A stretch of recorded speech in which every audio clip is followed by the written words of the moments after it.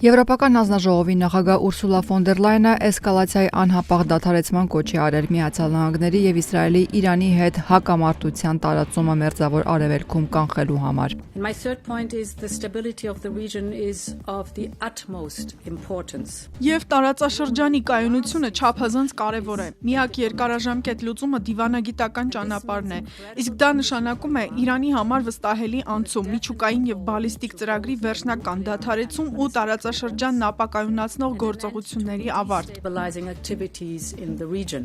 Իսրայելն ու Միացյալ Նահանգները փետրվարի 28-ին են սկսել հարվածել Իրանին, սպանվել է Իրանի գերագույն հոգևոր առաջնորդ Այաթոլլա Ալի Խամենեին։ Թեհրանը պատասխանել է հարվածելով Իսրայելին եւ Մերձավոր Արևելքի երկրներում ամերիկյան ռազմաբազաներին։ Հարվածներ են հասցվել նաեւ Բրիտանիայի ռազմաօդային բազային Կիպրոսում եւ Սաուդյան Արաբիայի նավթային ենթակառուցվածքին։ Եվրահանձնաժողովի ղեկավարը քննադատել է Իրանի եւ իր գործակալների անզգույշ եւ պատահական հարձակումները տարածաշրջանի ինքնիշխան տարածքների վրա։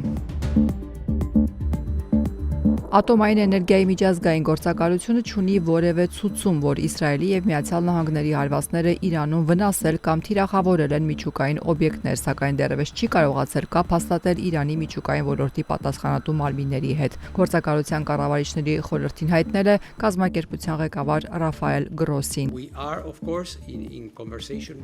Իրանի միջուկային կարգավորող մարմինների հետ կապ հաստատելու փորձերը շարունակվում են, սակայն առայժմ պատասխան չի ստացվել։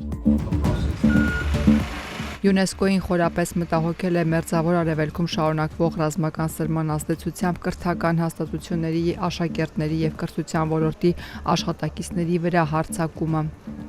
Իրանի հարավում գտնվող Մինաբ քաղաքում աղջիկների տարրական դպրոցի վրա իրականացված հարձակումից հետո հայտարարություն է տարածել ՅՈՒՆԵՍԿՕ-ն, ընդգծելով, որ նախնական տեղեկությունների համաձայն զոհվել է ավելի քան 100 մարդ, այդ թվում բազմաթիվ աշակերտներ։ Իրանական աղբյուրների տվյալներով դպրոցում զոհերի թիվը անցել է 150-ը։